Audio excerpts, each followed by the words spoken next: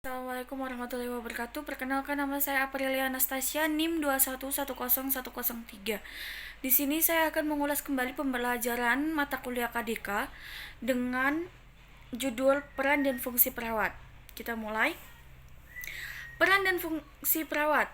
Peran perawat merupakan tingkah laku yang diharapkan oleh orang lain terhadap seseorang sesuai dengan kedudukan dalam sistem. Yang pertama ada pemberian asuhan keperawatan. Pemberian asuhan keperawatan ini dilakukan perawat dengan memperhatikan keadaan kebutuhan dasar manusia yang dibutuhkan melalui pemberian pelayanan perawatan dengan menggunakan proses keperawatan sehingga dapat ditentukan diagnosa keperawatan agar direncanakan dan dilaksanakan tindakan yang sesuai dengan tingkat kebutuhan dasar manusia. Yang kedua ada advokat klien. Advokat klien ini dilakukan perawat dalam membantu klien dan keluarga dalam menginterpretasikan berbagai informasi dari pemberian pelayanan, atau informasi lain khususnya dalam pengambilan persetujuan atau atas tindakan keperawatan yang diberikan kepada pasien. Yang ketiga ada edukator.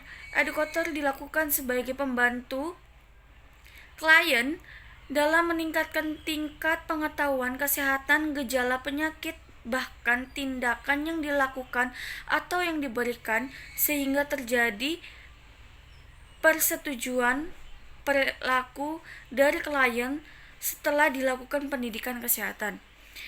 Yang keempat ada koordinator, yaitu dilakukan atau dilaksanakan dengan mengarahkan, merencanakan, serta menganalisis pelayanan kesehatan dari tim kesehatan sehingga pemberian pelayanan kesehatan dapat terarah serta sesuai dengan kebutuhan klien. Yang kelima ada kolaborator. Kolaborator yaitu perawat bekerja melalui tim kesehatan yang terdiri dari dokter, fisioterapi, ahli gizi, dan lain-lain berupa mengidentifikasi pelayanan keperawatan dan dilakukan termasuk diskusi atau tukar pendapat. Yang keenam ada konsultan. Peran ini adalah sebagai tempat konsultasi terhadap masalah atau tindakan keperawatan yang tepat untuk diberikan.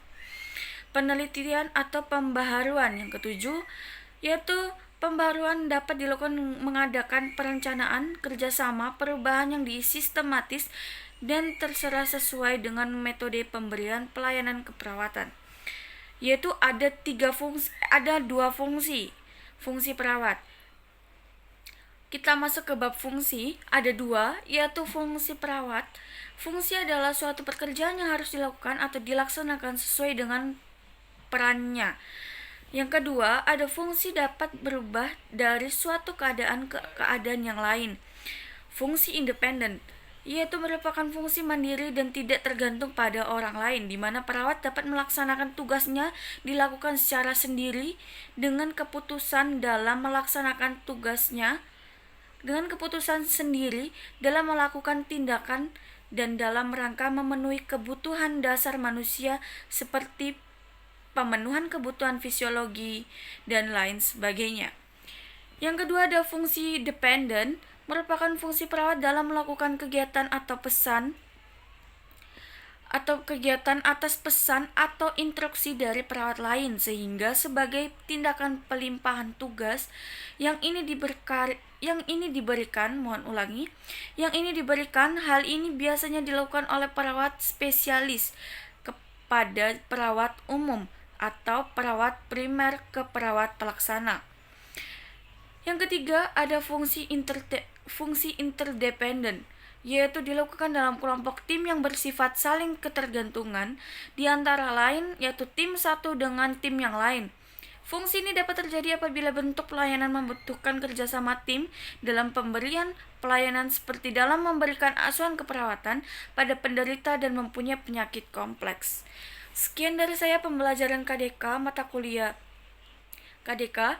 Saya akhiri, apabila ada salah-salah kata, terima kasih. Assalamualaikum warahmatullahi wabarakatuh.